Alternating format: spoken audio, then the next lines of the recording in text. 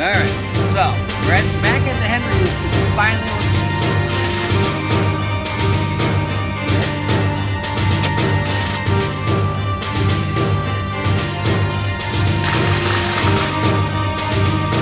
oh, 219 here, and here's something I've been doing for a while now, and it's collecting and shooting weird guns or guns from the past. We live in the greatest time of firearms right now. The technology that firearms have now is just way more superior than anything made from back in the day.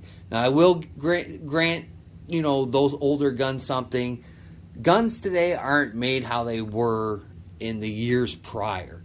A lot of guns go to polymer, go to cheaper parts, so on and so forth. So you have a little bit of a discrepancy there. But nowadays, I mean, guns are coming out in all shapes, sizes, and calibers. This gun right here I bought a long time ago. If you go on the channel, you can find the review of this one. This is a Cobra right here. It's in 9mm. I don't know if that'll show up on the camera. It's pretty shiny. It's in 9mm. It's a 2-shot Derringer. It's, Bond Arms makes guns and stuff. Sort of like this, where you put your rounds in here. This is again chambered in 9mm. Put your rounds in there. Bada bing, bada boom. This will eject your casing. I've shot this gun. It works. It's not very accurate. Always remember, these guns aren't for distance. These are guns, get off me guns. Saturday night specials. What all the people used to cry about back in the day, because everybody could conceal these. And it's such a bad thing to conceal a firearm. So what I've been doing here lately is collecting some and shooting some. This is a friend of mine. He had this gun, got it from his grandfather. He stored it improperly, and boy, it was rusted, and the magazine wouldn't come out. He had rounds jammed in there. Took it apart, cleaned it up, got all the gunk off of it, went outside, shot a couple rounds, and it works again. So it's pretty cool. These guns have a history. The Ring of Fire guns have a history, and there's tons of guns that were made off of the Ring of Fire guns. There's tons of videos out on those guns. You should go check it out. It's very interesting, and it might get you into collecting some of these little smaller pistols that have come out over the course of so many years. I mean, again, technology has vastly changed the art of firearms. It just has. The aesthetics are different. Everything's polymer nowadays. Like this is a Glock 43. It is, what is the standard of today's society guns? Polymer frame, metal up top with a cruddy trigger for Glock, unless you start messing with it like this one's been messed with. So again, we live in the best age of firearms, and firearms are only getting smaller. So we're kind of falling back to this kind of pocket use of a firearm. This one here, this is a DB9, the pocket heat. Not fun to shoot, but again, look at the size comparison on there. We're getting there, and there's even smaller guns in the new age of guns that we're in now that are more reliable than some of these other ones. This is a Model 25 and 25 auto.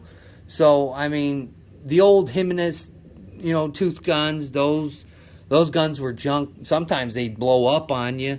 They just weren't made well. They were made for a quick and easy distribution into society.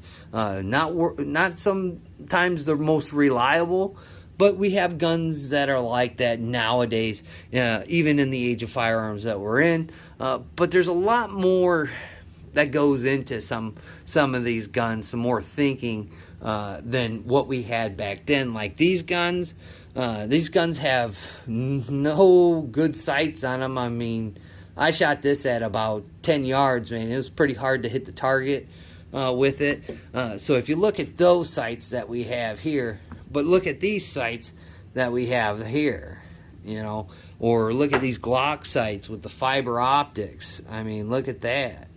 I mean, we've come a long way in firearm technology, and it's only getting better. But one of the things I like to do is either collect these old things or mess with them and try and fix them up a little bit especially when people don't kind of, you know, aren't in the firearms world as much as the rest of us are. I did buy a 25. Hopefully I get it tomorrow. We'll go out there, make sure the gun's functional. We'll go out there and shoot it, and you know, have some more perspective on it. I've always wanted a 25. It's a pretty cool caliber. A lot of people don't like 22, but 25 is a pretty cool caliber in itself, and it paved the way. It paved the way to where we are today in firearms. So really like collecting these things. Go give the Ring of Fire guns a look. Look at the history of it. Firearms have a ton of history that's connected to it, regardless of what the firearm is. There's always a story behind it, and I think sometimes, you know, the gun might not be great, but the story makes up for the gun lacking. So go out there, buy one of these guns, make sure it's safe to shoot a couple rounds out, bring it out once in a while, make it a good story piece, conversation piece, and then you know, you never know, you might have a bunch of these before you know it. Some of them could be valuable too. You never know. So there you go, the Ring of Fire guns, things I like to collect, and you know, weird guns as well. I'd like to thank my new subscribers, just the people that zip through.